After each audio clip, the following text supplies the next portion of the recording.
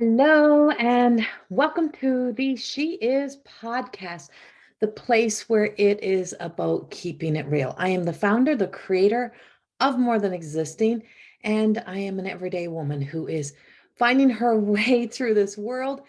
And in a time when life has really, I don't know if I call it challenge, but I guess all of who I was has left, and here I stand. And at almost 51 years old now, I started these podcasts when I was 50.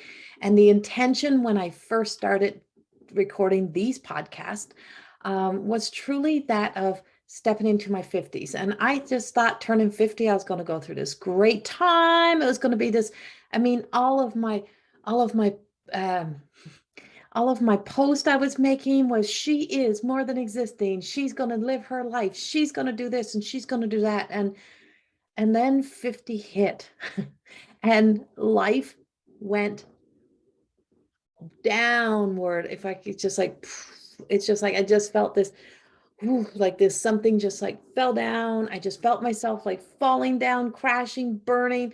Everything just went collapsing, and it was like, what happened? And I mean, yes, there was things happening in the world. Yes, it was still during the pandemic. Yes, there was still things that were going on.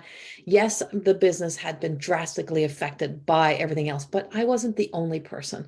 So it wasn't a self-pity. I wasn't the only person in the world who was struggling and suffering. But I really, truly, as I'm preparing to turn 51 in a few weeks, really stop to pause to look back at this and to have a good look at my own life. So during this podcast, I'm actually sharing a little bit of my personal journals in here and the things that I really wrote. So this podcast today is that, that sense of having no expectations, but an awareness that it's almost as if returning this morning, I'm like, I feel a little bit like a Benjamin Button. I keep everything that comes up for healing or recollection. It's always not unexpected. But I found myself in, as this is also the week of my daughter's birthday, I'm really seeing that 24, 25, 25, almost 25-year-old at the time, and seeing her with such compassion and love for, she was a businesswoman. She was a new, just become waiting to become a new mom. Um, and I was experiencing several different experiences at once, and it was an unknown, and I was afraid. So all previous versions of myself at that phase in the game had also died. I would never be the woman I was, the young mom, the young woman before I became that young mom. And then all that I was until that period has changed. And then at this age, at 51, turning 51, here I am again in another challenge, another drastic change, recognizing a whole year that has now passed by and looking back and all that happened. And a lot of things happen in 1 year. A lot of things can happen. A lot of things can change. And really recognizing this key little element that if anything is possible, then yes, anything that could go wrong could go wrong. But also anything that could go right could go right. That anything that could be of a blessing can still be there. That it is still possible for that to appear. Miracles can still happen. Great things can still happen. But to let go of the control. So the greatest thing that I feel personally, and this is truly that over the past year, I kept saying, I don't know where my confidence went. Like I just lost that confidence that I had in myself. And then my friend acknowledged that for me. And she just said, there's like, you walk around like you're almost like you're apologetic, like you're a disgrace. You got to stop living like you're a disgrace. And you have to truly, and I mean, it takes one of your own kind to sometimes have the courage to speak to somebody who does what I do and with such conviction to call you up and out on your own crap. And I have some great soul sisters who are so good at doing this with me, because I don't look at myself as much as I help others. And so that in that, I realized confidence, like, where did my confidence go? I lost my confidence, and I would have said F this and F that, and I would have been up and gone and doing. And I realized that it was something that was, it's like the gifts that get removed from you. So it was the essence of my truest identity taken from me. And then I realized something, that if all things was, if I was capable, if it was possible for me to still achieve and still grow and still evolve without that confidence, and I relied on that confidence, who was running this show and who was confident enough to still make the choices and decisions that I knew I had to make, that I knew that I still had to do? Well, it had to be me. It had to be me. So there was something very innate, but that was taken in the way of, I feel like God just takes that part and just like shadows over it and just puts a cloak over it and just, we're going to put that in the closet for now, because we want you to realize you don't need your shadow. You don't need that ego to guide you. You don't need that facade. You don't need to put a mask on. You don't need to be anything. You just need to be you. And it was this past year, no matter how much of More Than Existing I wrote, and the other books that are coming out in divine timing here, but it was really truly seen. This year has been one of the most hardest, challenging years of my life. And not that anything any different, I don't think, challenged it, because it's been a lot of challenging moments throughout life, but it challenged me to be that person for me, to nurture, to love, to acknowledge something within me, to forgive myself for thinking that I needed to have that confidence, but then to make a joke out of myself, to play myself as if I was the fool. And I'm the April Fool's baby, so to a degree, I am the fool. But to see that, that forgiveness was forgiving myself for not taking myself serious enough to know that I was worthy to do the real work, to be that successful businesswoman in my own mind, not in image, not in figure, but who I am at that greatest level. So I started a journal a while ago, and I went and bought this journal, and it was like, and I just said to another soul sister, I'm like, she was she was doing a talk in our More Than Existing Summit on journaling. And I'm like, finally, I've got thousands of journals that I write, and I write books and I blend in everything. But this one became only for me. Don't talk, act, don't say, show, don't promise, prove.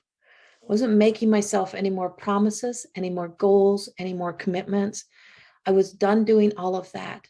And I was going to just rest into making space just for me to appear.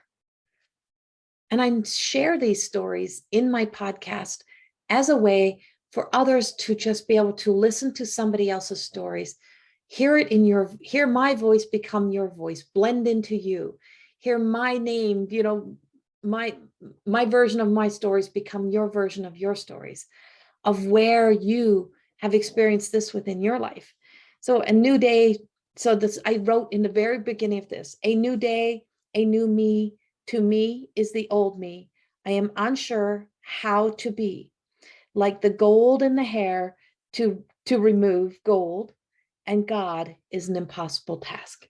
So I'm a hairstylist of 30 years, was no longer. It's one of the dead things of me.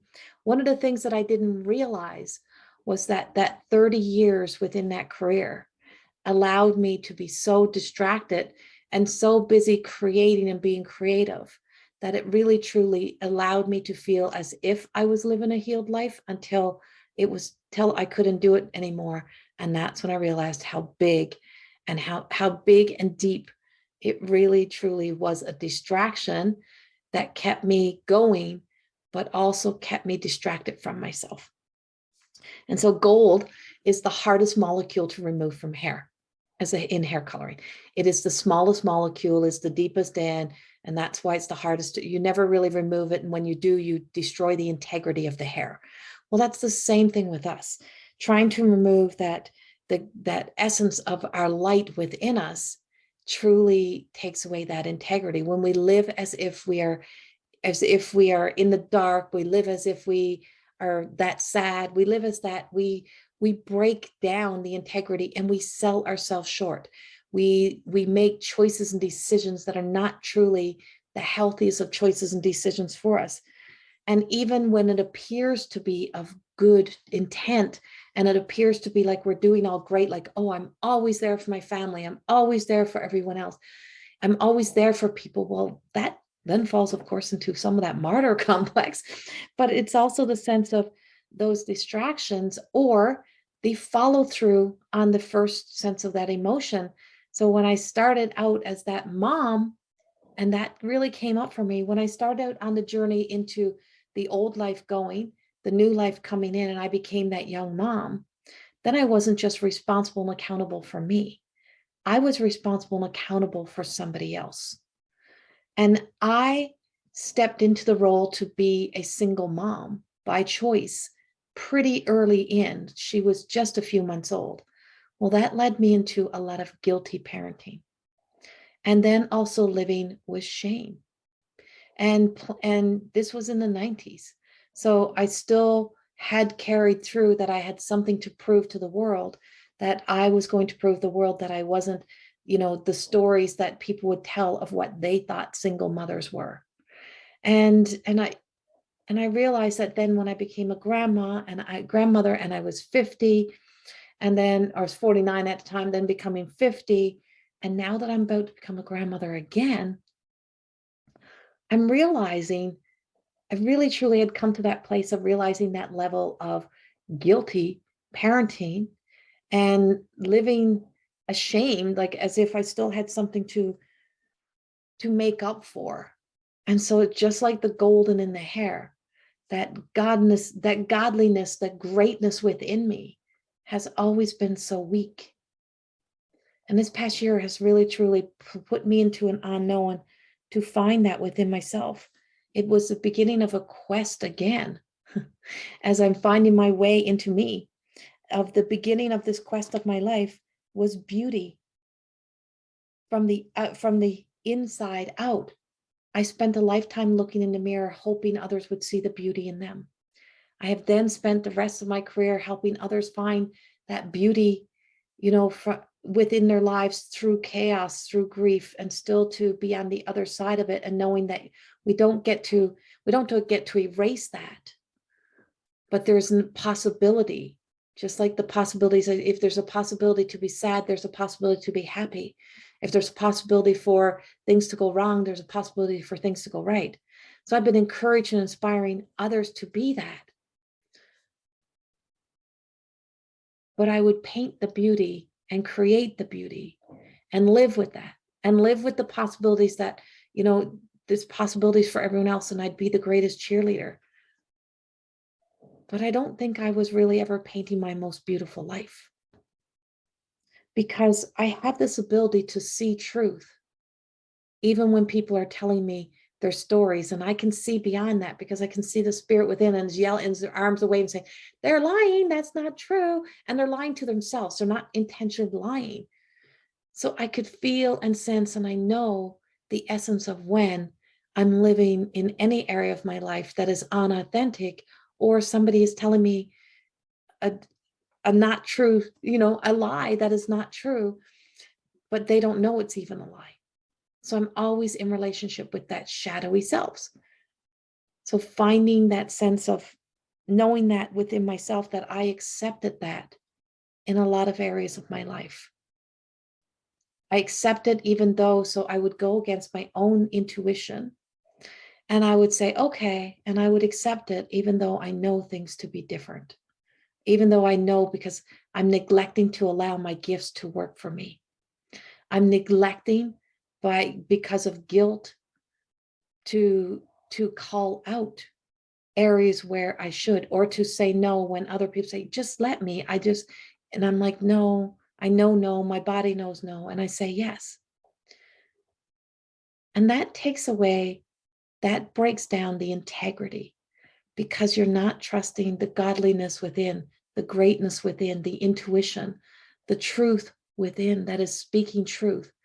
And what I found out was a lot of my life, even though there was a lot that was still a truth now and living in that truth, but some of the major areas that are conjunctions within your life that give you the possibility to break free, to change your mind, to go in another direction. Those conjunction points is where I would stop, where I would stop and back up and back away.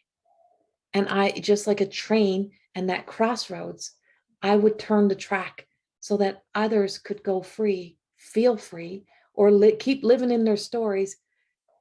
And I would go this direction. And I also did this in my own life. So it's not just about what others, it's also about myself and finding myself trapped and staying in, but just chugging along, chugging along, chugging along. Things are still happening because, you know, God still has a plan and God is still doing the work, and God, and whatever God means to you, that godliness, everything is still happening. Everything is still going. But is it a snail pace, right? But recognizing that I have to be my beautiful true self who always existed in order to be who I need to be for that future, for the call, for the show up for that person, which meant this journal that I was creating was then going to be that personal journal that was going to bring me to that place of doing this for me. And so from the eyes of God, I was guided to restore the integrity and the truth, to come back to see me, to see me. And so at 51, here I am at almost not quite, can't tell that lie. I'm not 51 yet, soon. That I will be, that I had to restore something that has been missing. Without that confidence that was always my go-to, which was always the backbone, which was always the essence that could fight for me, that could protect me, that could show up for me. Without that, who would I be? And without that, that was how I could see that my integrity was actually weak. And because of my acceptance of what I accept, even though I know it to not be true, even though I know it to not to be the best for me, for the situation, for the business, for anything, but the kindness, the guiltiness that comes, and I call it kindness, but really it was guilt, right? I didn't want to hurt anyone's feelings. You don't want to feel bad, but in the meantime, you look at your life and you look deep into your life. What has it cost you? I know what it's cost me. And so when I start to return to the center of me, when I start to return to this new point, I find myself at this point of asking myself, do I like this? Do I like this life I'm living? Do I want this? And some of the answers were pretty profound. And then I realized guilt was coming and said, I shouldn't say that.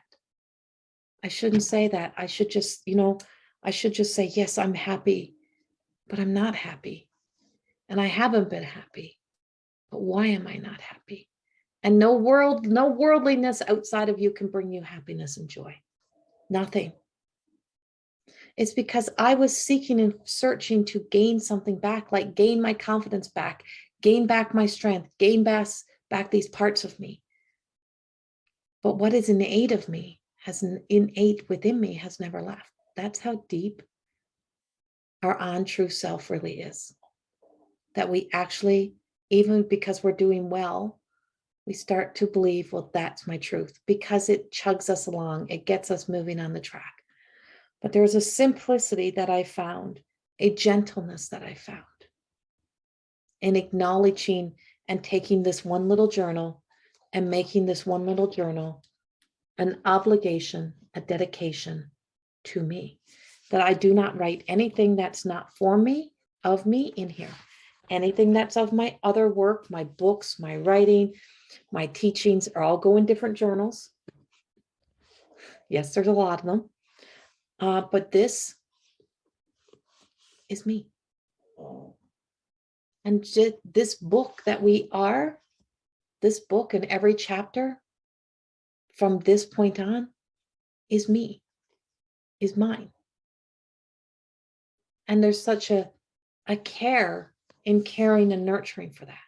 I don't have to hide it away because I know within my own home that I can trust that it is safe to leave me out. It is safe to put me out and leave me out, and no one will do harm or step into what is mine. Nobody will read that because that kind of respect is there on the outside.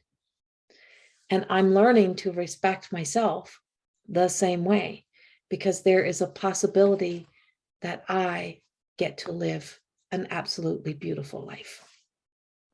That at this point, I'm learning the power of what it means to believe, to fully believe into me without that false confidence. And with that, I feel that I'm being restored with something. And that is this confidence. But this confidence is not harsh.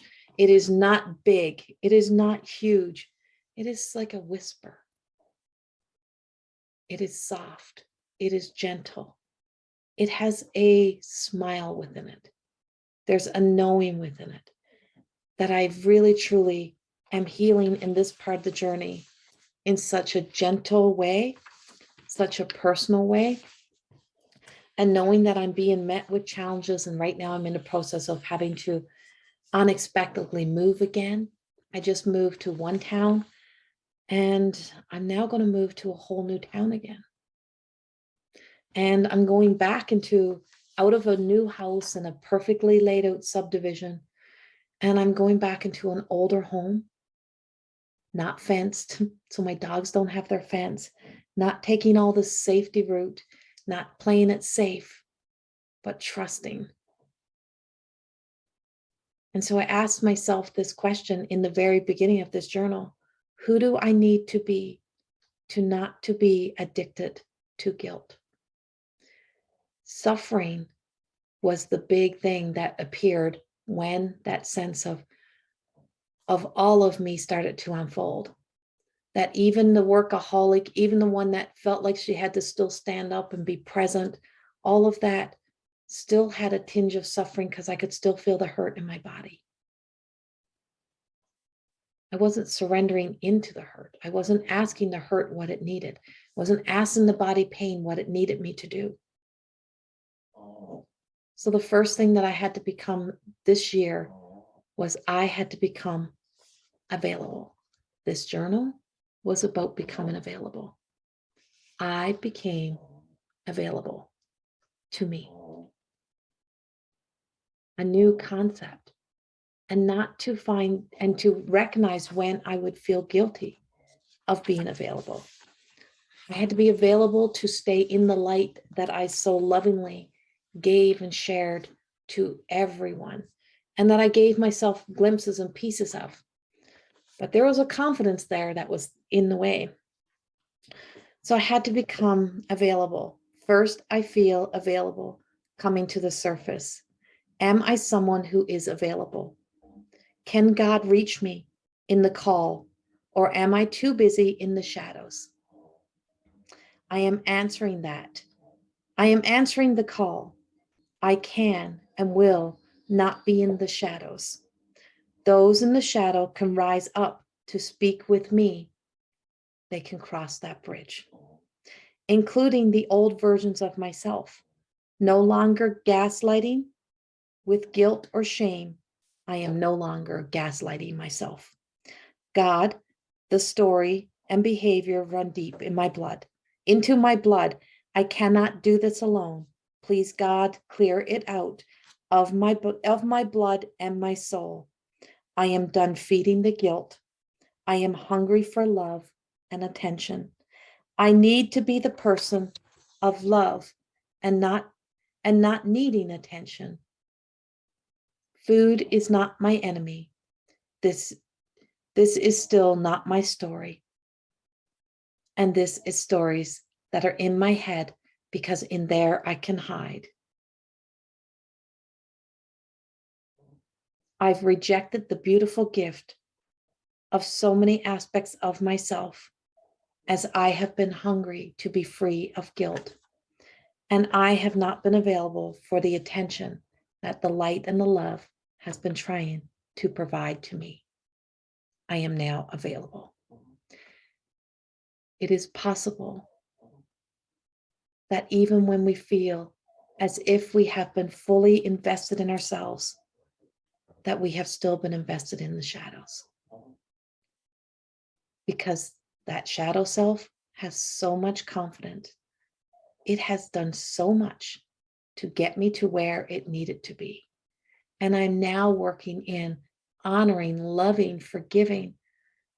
And this morning I found myself sitting on the end of a chair, letting the tears gently fall, forgiving that 25-year-old for feeling as if I was right at this cusp, right at this point on March the 14th in 1996. I was right in that 2-week period of waiting to turn 25, going to be a new mom. And I sat down and I forgave her this morning for thinking that she would have to carry the load, or that she would not have to be, that she could not be available to herself, and that she would have to push and fight her way through this world, and that she had to prove to the world that a single mother still could, that a single mother could be successful.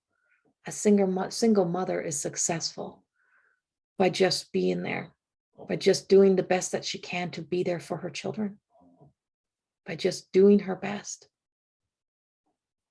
And here I am at this pivotal 26 years later, turning 51, realizing that this year felt the same way as the year that I was pregnant, preparing to give birth to my child, to my beautiful daughter. And I was in this great unknown. The hormones were crazy. I was losing my thin body.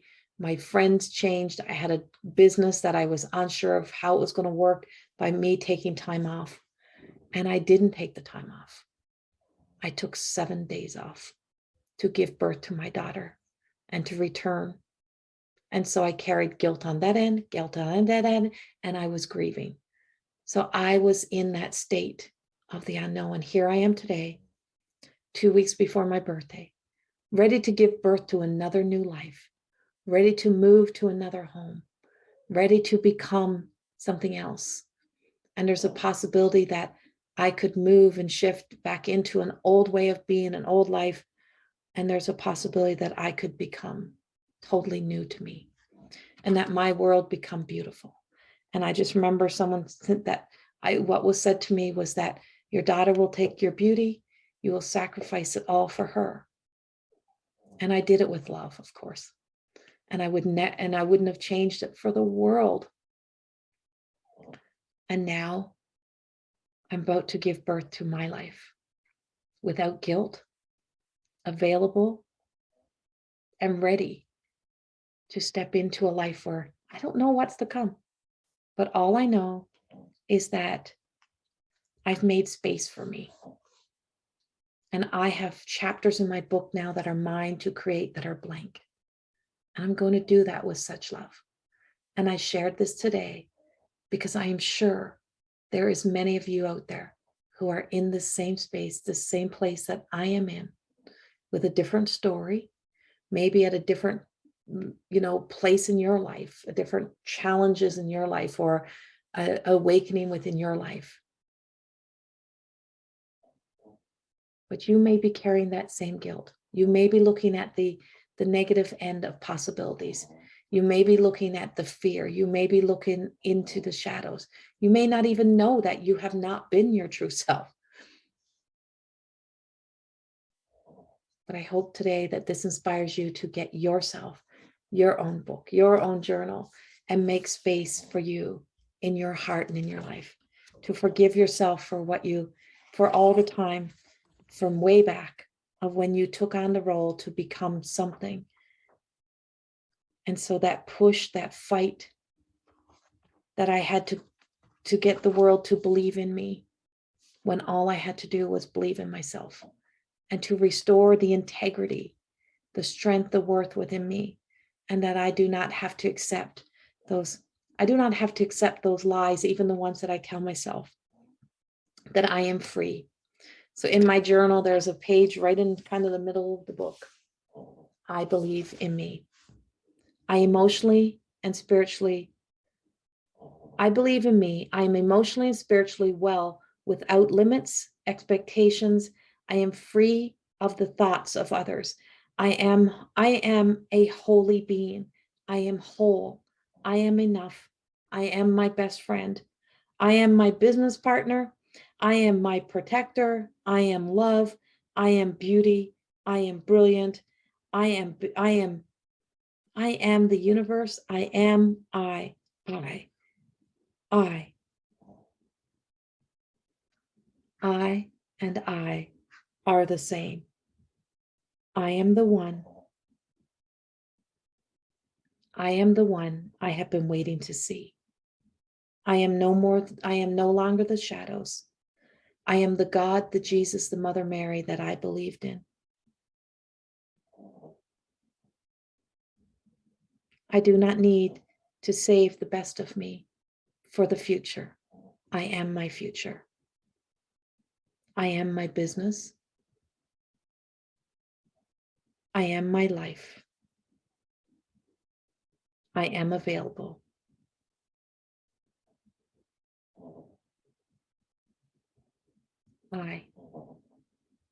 I just have to be the possibility. And that's a truth. And with that comes a lot of opening that I'm available to support, to great partners who walk beside me, great friendships, great teammates and colleagues who work with me, who walk with me, but also grow and evolve together. There's a sense of healthiness that is appearing within my life, as I also acknowledge the truth in the hearts of others. By staying in the light, by being this truth, it is amazing what starts to unfold. And this new sense of confidence, new sense of awareness that I have gained, that's coming into me, knows that there's no way of doing this alone. That other confidence would do everything to do it alone. We are not alone, and we are greater than our greatest fears. And all is possible and available for us in the universe. We have to be available. Change the story, change your life, become available for you today. I hope this resonates with you. I hope this helps you in some way. This is a little bit different for the podcast, but this is about keeping it real. That's what this was created for. It was created, these podcasts were created that I would share the real, true, just me, the everyday woman that I am outside of my work, beyond my job, what I do in my real life.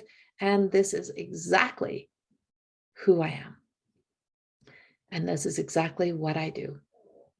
I share vulnerability because that's where real courage exists.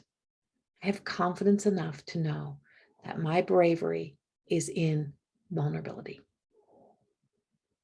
I hope that this helps you allow yourself to be okay with your vulnerable self. Much love. Thank you for joining me. You can catch much more of my work. Go to corriethorne.com. Check out my work. You can purchase my book, More Than Existing. Second book will hopefully soon be releasing. And many, many other things. And you can also go to More Than Existing Academy. Myself and some amazing facilitators are in that beautiful capsuled energy where we teach, facilitate, share much of what we do and who we are in there. So check it out. I also have another YouTube channel that is Corrie Thorne, the psychic medium, spiritual healer. And that one is sharing all of my woo-woo and magic that exists within me. This place is a space that is just like the journal. Ha, that just hit. This YouTube channel is like the journal. It was a space where I created to just be able to come in and just be me. And then open it up and share it with you as well. So much love. Thank you for stepping into my space. Thank you for being here. And I so appreciate it. Oh, and my radio show. You can catch me on every third Friday. So this coming Friday, March the 18th, on News for the Soul Radio. I will be appearing at 11 a.m. specific time and 12 p.m. Mountain Standard Time. And that will be live. And I think this week may be a little bit interactive. I'm not sure, but I think it's interactive this week. But check me out on a News for the Soul radio. Much love. See you soon. Bye-bye.